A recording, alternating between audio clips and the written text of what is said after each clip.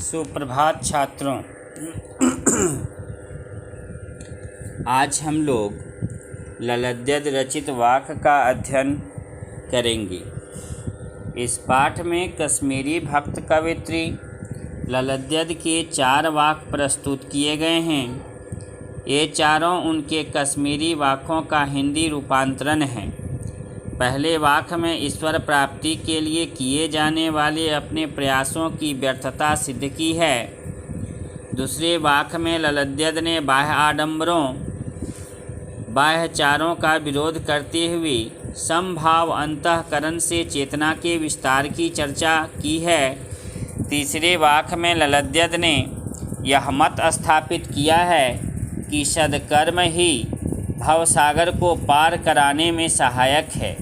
चौथे वाक्य में उन्होंने भेदभाव का विरोध करते हुए ईश्वर की सर्वव्यापकता का बोध करवाया है। उन्होंने आत्मज्ञान को ही सच्चा ज्ञान माना है।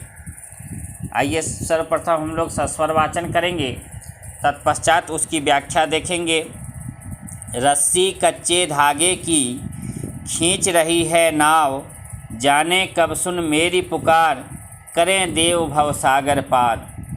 पानी टपके कच्चे सकोरे, व्यर्थ प्रयास हो रहे मेरे, जी में उठती रह हुक, घर जाने की चाह है घेरे। इसके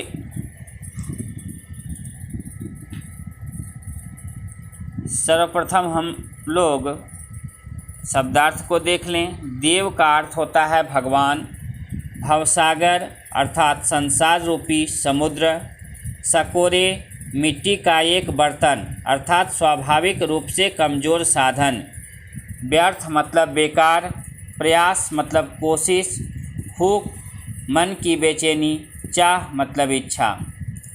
प्रस्तुत वाक्य सुप्रसिद्ध भक्त कवित्री ललद्यद की रचना है। हमारी हिंदी की पाठ्य पुस्तक क्षितिज से उद्धृत इस वाक्य में कवित्री सांसारिक नश्वरता से उपजी हताशा व्यक्त करते हुए कह रही है कि मानव जीवन रूपी नाव को कवित्री कच्ची रस्सी से खींचकर संसार सागर से पार उतर जाना चाहती है। वह इन नश्वर व कमज़ोर सहारों के नष्ट हो जाने के भय से अपने देव से भवसागर पार कराने की गुहार लगा रही है, परंतु भगवान न जाने कब उसकी पुकार को सुनेंगे। कवित्री भवसागर पार करने के लिए जिन उपकरणों साधनों को अपना रही हैं वे सभी नश्वर व कमज़ोर हैं। इसलिए कवित्री अपने सभी प्रयासों को व्यर्थ मानती है। अपने असफल प्रयासों से बेचैन होकर उसके हृदय में अपने घर अर्थात परम धाम जाने की असीम इच्छा जगी हुई है। भावार्थ यह है कि कवित्री स्वयं को संसार सागर पार करने में असमर्थ मानते हुए भगवान से प्रार्थना कर रही है कि उसकी नाव पार लगाएं।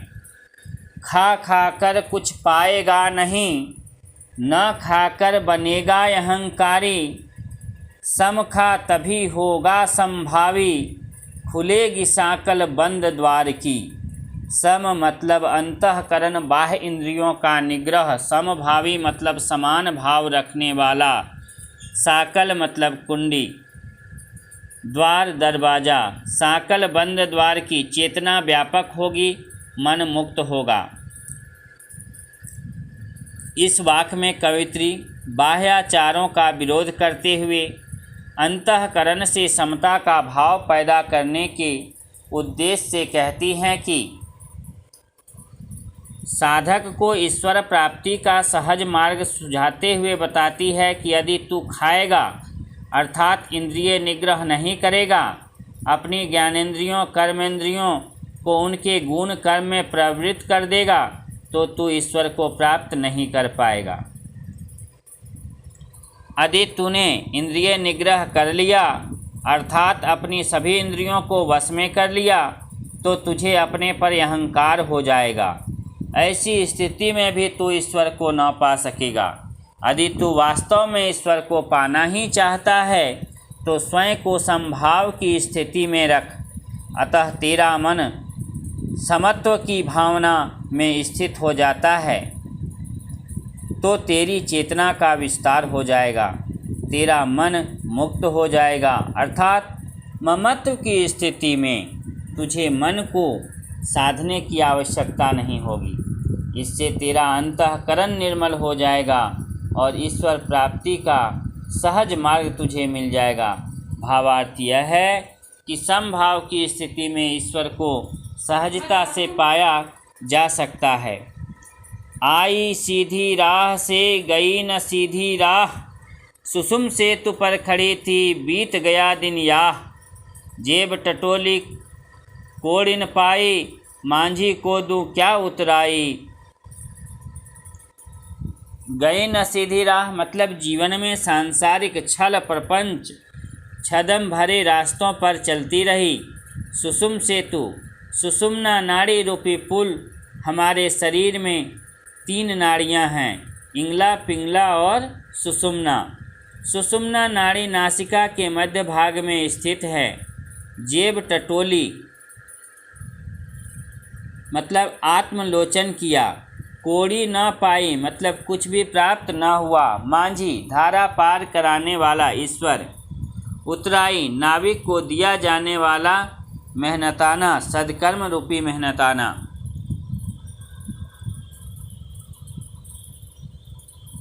कश्मीरी साहित्य की सुप्रसिद्ध भक्त कवित्री ललद्यद ने आत्मलोचन की अभिव्यक्ति करते हुए कहा है कि वे सीधी राह अर्थात भगवान के यहाँ से सरल, सहज व स्वाभाविक रूप में आई थी, परंतु संसार में आकर वे सांसारिकता में उलझकर टेढ़े रास्ते अर्थात सांसारिक छल छदमों के रास्ते पर चल पड़ी। सांसारिकता में उलझकर वे अपने जीवनोद्देश्य से भटक गई, जिससे वे परमात्मा को विस्मृत कर बैठी। जीवन में परम तत्व का स्थान भ्रिकुटी के मध्य माना गया है, जिसे सुषुम्ना कहते हैं। इंगला पिंगला के बीच स्थित सुषुम्ना में ध्यान रखकर ईश्वर को पाने का रास्ता भूलकर वे दुविधा में पड़ गई। दुविधाग्रस्त कवित्री को दुख है कि उसने सार्थक प्रयास नहीं किए। इस तरह वह जीवन में सदकर्मों की पूंजी एकत्रित न कर सकी। परिणाम स्वरूप जब उसे भवसागर पार करते समय मांझी रूपी ईश्वर को मेहनताना देना पड़ेगा तो वह उसे क्या देगी। उसके पास तो सदकर्मों की फूटी कौड़ी भी नहीं है। थल थल में बसता है शिव ही, भेद न कर क्या हिंदू मुसलमान। ज्ञानी है तो स्वयं को जान, वही है साहिब से पहचान। थल थल सर्वत्र सभी जगह, शिव मतलब भगवान, साहिब मतलब स्वामी ईश्वर।